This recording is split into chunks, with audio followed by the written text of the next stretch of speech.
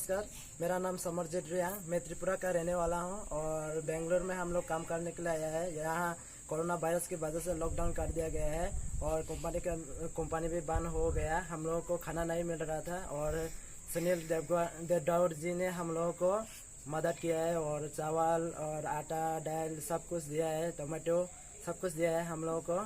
अभी सुनील देवगौड़ जी को धन्यवाद। आपका नाम क्या है? सपना रानी त्रिपुरा। आपका?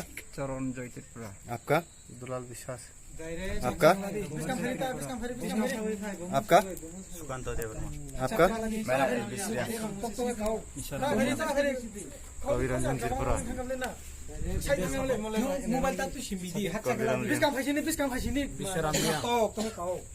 प्रसन्नजित विश्वास। सुकुमार रियांग, पूर्ण विश्वास। एमपी जय त्रिपुरा, राजेंद्र रियांग। सुनील देवगौड़ जी को धन्यवाद।